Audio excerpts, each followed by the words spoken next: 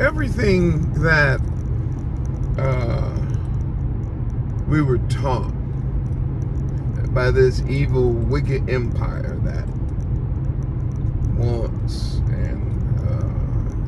once held us in captivity, the sons and daughters of the slave trade, the true bloodline descendants of Abraham, Isaac, and Jacob, the true house of Israel. It was the wicked, evil empire that enslaved us, and of course, responsible for furthering our affliction. And that's why they're going to be judged. But one of the things that's happening to the empire is that every single thing that they taught us, through miseducation, of course, the dumbing down, and for the most part, leaving out information or just making up stuff that they didn't know. All of those lies now, everything is becoming unraveled before our very eyes. Everything's falling apart. Everything's crumbling. And there's a reason for it. Of course, we've mentioned this on this channel so many times.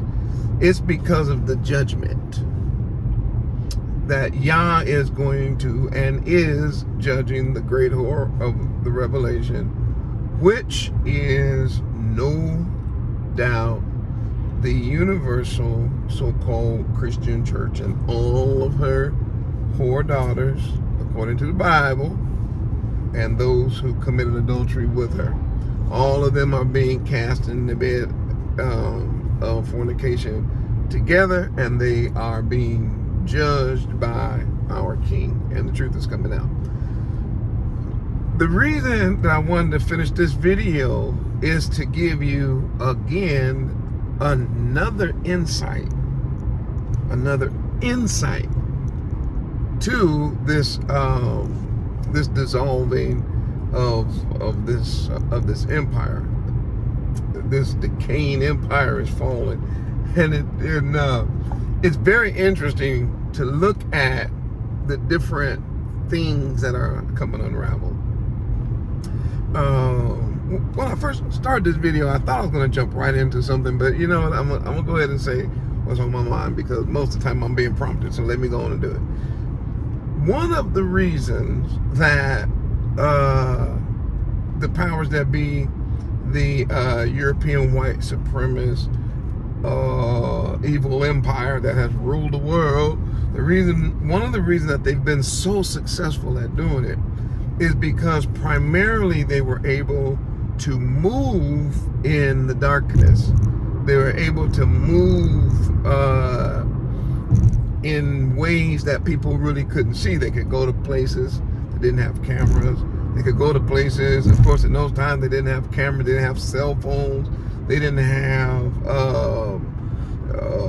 computers that were, constantly filming, and they didn't have video cameras that were digital, that could be, pictures could be taken and uploaded immediately. And of course, we've also mentioned that they didn't have like this worldwide, this was a time before like a worldwide research team could get on the trail of any subject and pull up the truth about it. And these lies are being unraveled in the last days. In these days, we're watching it. Things that we thought were fastened, things that we thought were absolutely secure, everything is being questioned. And the people that are questioning them, most of the questions are coming out of our community. When you say our community, what do you mean? It's coming out of the sons and daughters of the slave trade. The sons and daughters that come up off them slave ships that are really the house of Israel, scattered into the lands of their captivities. And I believe one of the reasons that so much information is being given to us now is because so much information was taken from us. And because so much information, vital information, was taken from us as a people. I mean vital. Like, what is your name? Not knowing your name, that's vital. What is your surname? Who are your real people? Where is your land? Where is your native land? Are you an actual native of these Americas? Are you an actual bloodline descendant of Abraham, Isaac, and Jacob? Who are these people? You know, and because that's been taken from us, it leaves this void, this hole, and makes us want to research it. It makes us want to get now. Some, of course, we got always gonna have the step and fetch it crowd, where these people are gonna do the Bojangles and they don't care. They're trying to go along just so they can get along with everybody else. I'm not talking about that group. I'm talking about the people that are digging into information and pulling out truth. And the more we dig into the information, the more we start pulling out certain truths, and we realize that there's a reason that this empire, that these evil European imperialists have set up safeguards and garrisons around certain things that they tell us is off limits. Right? There's a reason for that. And we're starting to understand that. So I'll just give you an example. In the Americas, we have a place called the Grand Canyon. And you can't go down there. I mean, it's the biggest canyon. It's the biggest natural canyon in the world. And yet, you cannot go down. They will not allow you to go down there. Now, they go down there anytime they want. But they won't allow you to go down there and explore what is actually there. Why? People have tried it and have come up missing. As a matter of fact, one of the most dangerous occupations to have back in the day was that of anyone trying to do any type of honest archaeological work. If you didn't follow exactly what they wanted you to follow, they would just kill you. If you discovered something that pointed to who we are and whose we are, and it went against white supremacy, they just killed you. You just came up missing, or just came up dead, or whatever, in an accident or something. But you always ended up dying. Why? Because there must be something there that destroys their theme of being supreme. And of course, I mean, I could go on and on with that. There's just way too many things. Like the Hebrew language, for instance, and why it's so and why they put safeguards around it. Why is it that whenever we want to wake up to our true identity and start following Hebrew, it's like, man, don't do that, man. Don't be doing that, man. No, man. You know, man, you can't do that, man. It's like, why? I can't study that. Like, I can't find out who I am. It's crazy. And why? Because again, things unravel. But it haven't stopped the awakening. And that's the part I want to get to. It hasn't stopped. So now the awakening is happening even to people who don't yet fully realize that they are the lost sheep of the house of Israel. Because all of the so-called black man, Negro, America, people that people came over on slave ships and scattered. There's a lot of people who still haven't woke up to their true identity. But they know one thing. They know that what they've been taught have been wrong. And I'm talking about, like I said, one of the things that's being challenged right now is 1 times 1. And I know that sounds crazy. I'm not getting into that debate right now. But as I mentioned in the previous video, which you need to go back and watch, the brother did a word study. That's all he did. And he brought the word study forward, and he said, you got to define what multiply means. See, in other words, we're not leaving no stones unturned in no field.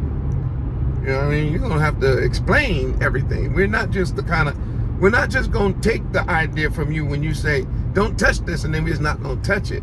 Because we don't look at the white man and white supremacy. We don't look at him as our daddy and as our slave master no more. Abba Yah's freed us from that. We don't give a damn, really. Not too long ago, I was in the store and I was looking for something on an aisle, and on that particular aisle, a grandmother and a young mother and a little baby girl, they were coming down the aisle, and of course, the little baby girl is only like a foot tall, maybe a foot and a half. So she sees things on her level. And so she reached out to get something. And the grandma said, don't touch that. She pulled her hand back. And I'm like, whoa, what's that all about? So she pushed her hand out again. And the same thing happened. Hey, I said don't touch that. Give your hands to yourself. Don't touch that. Matter of fact, get in the car. Get in the car. She's like yelling at the baby. I was like, wow. I get what I'm not judging the mama. That's not my point. But if you don't know that it is the natural tendency of a child to see something on her level as she's walking, and believe me, it wasn't nothing on the aisle that was anything. I mean, like maybe she was looking at a plastic cup or something. I don't know what was down there. But my point is this: that immediate reaction, right? And the baby just was like tripping. That is what happens to us. That's what the white people and white supremacy and these groups, that's what they do to us. As soon as we reach out to touch something, to try to understand something, to try to know what it is, instead of there being patience and saying, what are you looking at? And the baby could have said, because she could talk a little bit, she could have said, I'm looking at the cup. And she looked at, well, you can't have that cup. We already have a cup at home. And then, okay. But no, we're just like, put that down, don't touch that. I'm like, whoa, man, woo, wow.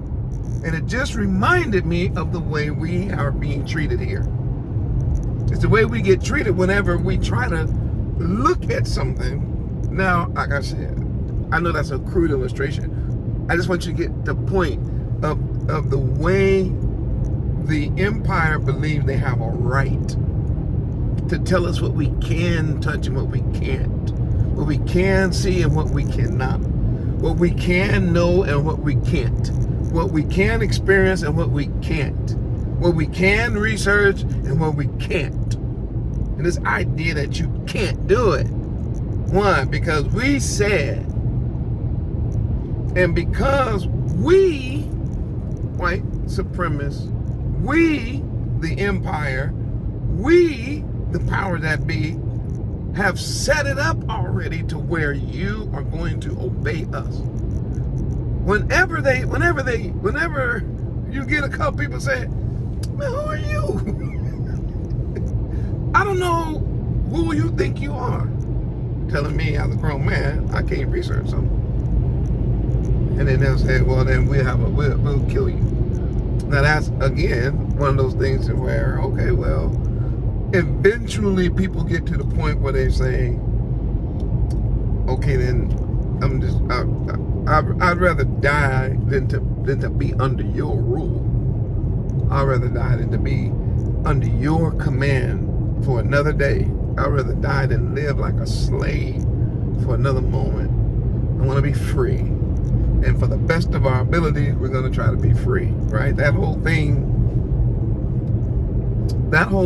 is causing the unravel of white supremacy in the world, along with being exposed for all the evil that they're doing all over the world. Why? Because everybody has a camera. Everybody is able to record these incidents and things that are happening, and it is exposing the wickedness. What time is it? I've been in the room 15 minutes already. I'm Dr. Yoshiyahu, down We've been Israel. I was reminded to say that on each video because we always have people watching for the first time. And I'm a teacher. It's the word more in Hebrew. And the ark represents the Awakening Remnant Coalition. And we bring these messages and these words of encouragement to the house of Israel as we are beginning to wake up to our true identity. And we're full-time. So always we ask you to support the channel. We don't have any other type of income. Our income solely rests upon the donations of those who love this work, love us, love what we're doing for the kingdom. So if you are so inclined to help us continue to do this full time, we really appreciate it. All right, now, oh, and don't forget, we will be baptizing, if Abaya allows us to gather, on Shavuot, which is the Feast of Weeks in Fresno. Go to the website, information is there. All right, let me get back to what I was talking about. Okay. So, where was I? Let me go back in my mind. Okay. So, this idea that they want to control us and tell us what we can say and can't say, research and not research, that is being not only challenged, but it is being completely rejected by this generation, and they should. But there is something that I want to share that I didn't get a chance to finish yesterday. I want to share something. This is some powerful stuff.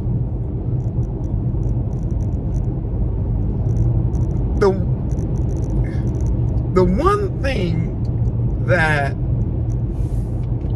the empire did to us, or tried to do to us, was to completely remove from us Torah,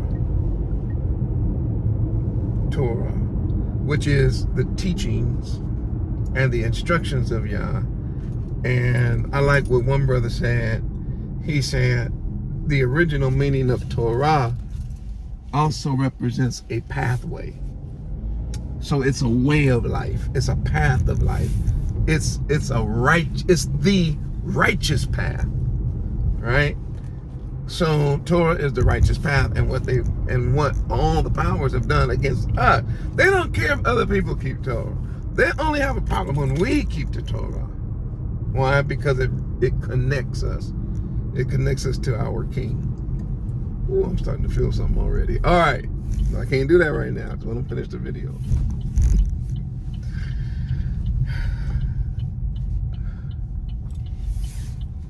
But there is something that the European white supremacists, the empire, there's something they didn't count on. What was that? One, they did not count on the faithfulness of Abaya. They had no idea how faithful Yah is to us. They had no idea. None. They thought, I guess, like the scripture says, they thought that Yah had forsaken us, ultimately and utterly forsaken us. They were wrong about that. They didn't read the promises of, after scattering us, they didn't read the promises about the gathering. Now, second thing that I want you to think about. Romans chapter 3 says, what advantage? What time is it? Okay, I got a couple minutes. What advantage has the Yehudian, that's that word. That word really is not Jew. You see the word Jew in English. That's not really the word. What advantage? It's really the word behind that is Yehudian. So how is the Yehudim advantaged? Another word could be, how is the Yehudim privileged? Or how is the Yehudim special? You know, what makes him any different than anybody else? And then the second question he asks is, and what profit is it in circumcision? Now I want you to see something now. I want you to see something. He's dealing with two things. Two things that cannot be stopped, cannot be changed, and that are everlasting. What is that? Number one, the Yehudim, the true bloodline descendants of Abraham, Isaac, and Jacob. First one. The bloodline. And number two, y'all guessed, of course, the covenant. See, Paul's whole argument about circumcision has to do with the covenant. He's trying to tell people that we were given a covenant. And if you read the Bible the way it's supposed to be read, you will know that circumcision, just circumcision by itself, circumcision is a mark or a signification of a covenant. The covenant represents the cutting. We were also cut. It has a lot. It's deep. I'm not going to get into it right now. But the idea is, when he mentions circumcision, and what advantage does the circumcised have? Two. Automatic. Number one, he's Yehudim, so he's bloodline descendant. That means that he belongs to Yah, chosen. And number two, he's also in a covenant. And that covenant that he's in, the covenant that he is in, is an everlasting covenant. That's why his answer was, what do you mean? What advantage has the Yehudim? What do you mean? It has all the advantages. Why? Because, first of all, he said chiefly, number one, bigger than everything. Bigger than anything you could ever imagine. What is that? Because unto us were committed what? The oracles of Yah. More explain that. Okay, no problem. Unto us was committed Yah's word. And I was reading some background information on this text. And do you know that it actually said, to us was entrusted?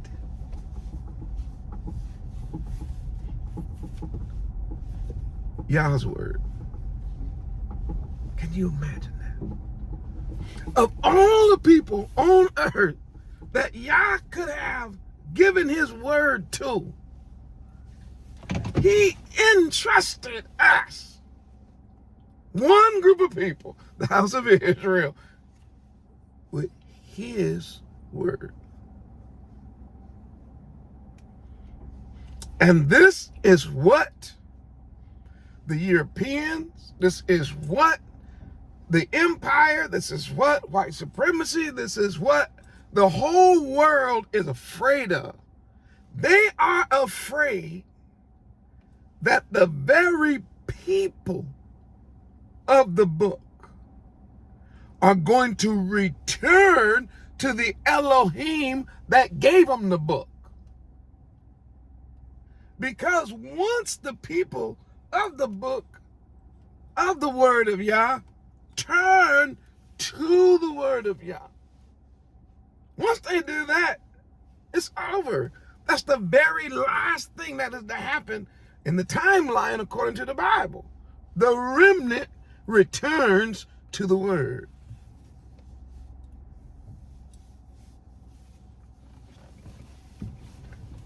And once we return, I gotta go. Once we return to Yah's word, then all the lies of man's word, it don't mean nothing to us no more. I gotta say it. We could care less than a damn what you think about us now.